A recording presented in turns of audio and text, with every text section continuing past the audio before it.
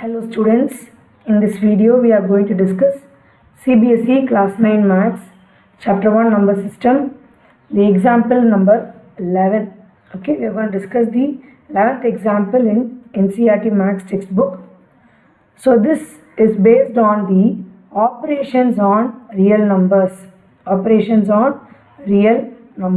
Okay, here we are asked to check whether the given numbers are going to be irrational numbers or not.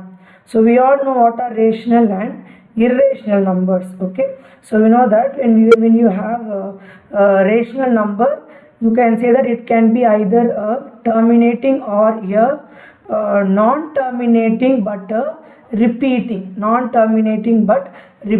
Then you call it to be a rational number. When it is going to be non-terminating and non-repeating, then it is going to be an irrational number. So we are now asked to check if all these are going to be irrational numbers or not. Here we are asked to do some operations with irrational numbers. For example, you can see this is going to be 7 into root 5, 7 divided by root 5. So root 2 plus 21. And you have pi minus 2.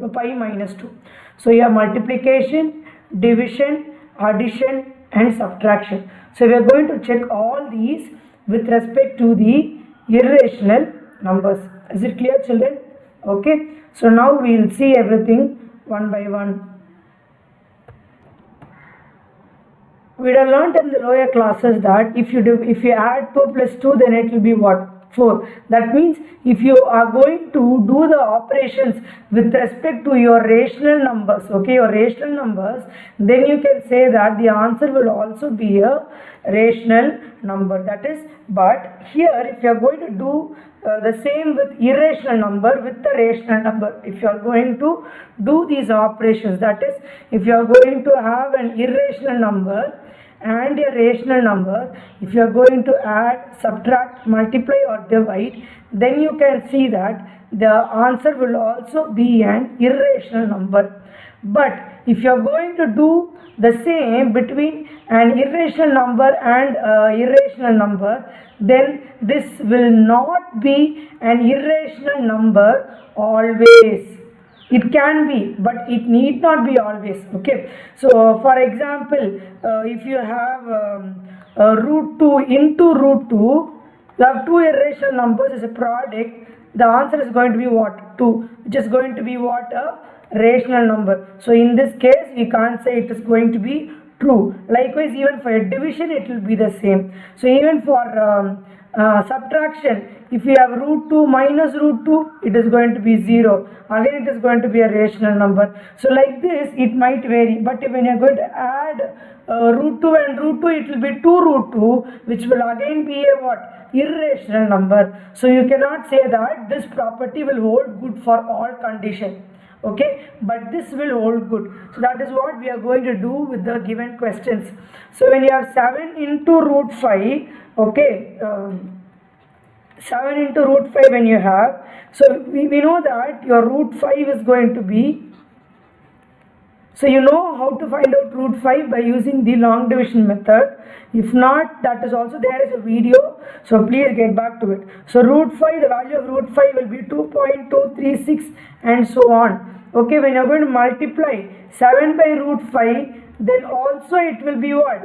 It will be, you have to multiply it by 7, okay. So then you will again get it somewhere around 15.562. So which is what? Which is again a irrational number, okay. Likewise, if you have 7 divided by root 5, so it will be what? 7 divided by 2.236.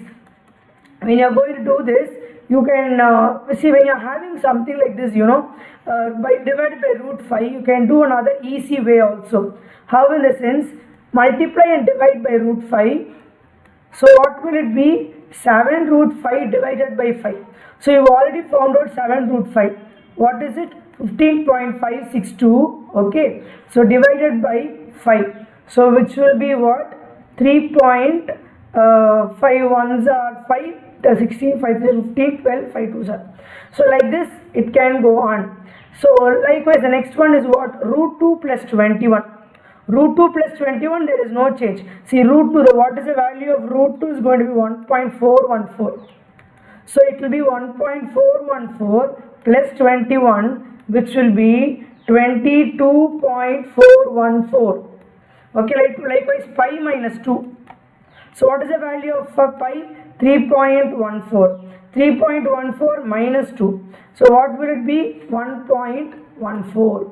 Is it clear, children? So from this we are able to see that all these given numbers are not irrational numbers. Okay. So thus we are able to learn about the operations on real numbers when you have both rational and irrational numbers together.